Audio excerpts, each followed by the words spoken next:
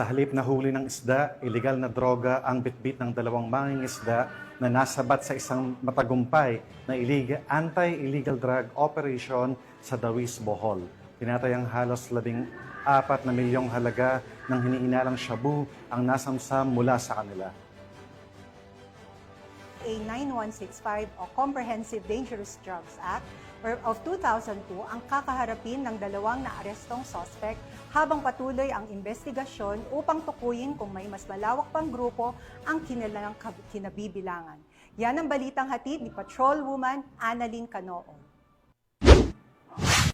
Nasabat ng mga otoridad ang halos 14 milyon na halaga na ininalang shabu mula sa dalawang mangingisda sa dinunson na bypass operation sa Purok 1, Barangay Sungkulan, Dawis, Bohol noong 10 ng Hulyo sa taong kasalukuyan. Kinilala ni Police Lieutenant Colonel Jomar Pomarejos, Hepe ng Provincial Intelligence Unit, Provincial Drug Enforcement Unit, Bohol Police Provincial Office and Suspect na si Elias Iver, 39 anyos, at ang kasamahan nito na si Bibieno, 37 anyos, na kapwa-residente ng Purok 3, Barangay Mantataw, Calapi, Bohol. Dakong 1:50 na madaling araw na ikinasa ang bypass operation. Ang pinagsanib puwera sa komparatiba ng Provincial Drug Enforcement Unit, Bohol Police Provincial Office at ang mga tauhan ng Dawis Municipal Police Station at PDEA Bohol na kung saan ay naresto ang nasabing suspect. Nakuha mula sa suspect ang 15 pakete na inalang shabu na aabot sa 2,020 na gramo at may standard drug price na 13,736,000 pesos. Bypass money, cellular phone, weighing scale, 2 Chinese tipa, plastic cellophane at backpack na ginamit bilang lagay ng illegal na droga at isang unit motor bangka na ginamit bilang transportasyon sa sinagawang transaksyon ng illegal na droga. Kasalukuyang nasa kustodiyan ng Dawis Municipal Police Station ang suspect at mahaharap sa kasong paglabag sa Section 5 and 11 Article 2 ng RA 9165 o ang Comprehensive Dangerous Drugs Act of 2002.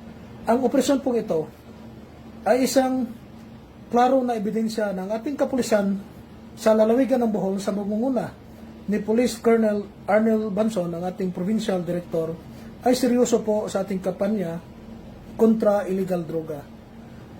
Isa po itong manifestasyon ng ating kapulisan sa Bohol ay taimtim po at dedikado po sa kampanyang ito. Maraming salamat po sa ating mga kababayan na laging nabibigay ng impormasyon at tumutulong sa ating kapulisan para po matigil na po ang paglaganap ng illegal na droga sa lalawigan ng Bohol. Sa muli po, tayo ay nanawagan sa ating mga kababayan na kung may impormasyon kayo sa mga tao o grupo na involved po sa illegal drugs o shabu o mga drug personality sa inyong lokalidad, huwag po mag-atubiling magsumbong sa pinakamalapit na police station. At pwede po tayong mag-dial din po sa 911 kung gusto niyo pong ma-responde ang isang krimen. Ang matagumpay na operasyon ay patunay lamang na mga kapulisan ay nagpapakita ng kanilang kakayahan, kasanayan sa pagsugpo ng iligal na droga at pagprotekta sa kaligtasan at kaayusan ng mamamayan para sa mapayapa na bagong Pilipinas. Mula dito sa Central Visayas, ako ang inyong Police News Network Correspondent, Patrolwoman Annalyn Canoo, alagad ng batas, tagataguyod ng Balitang Pulis.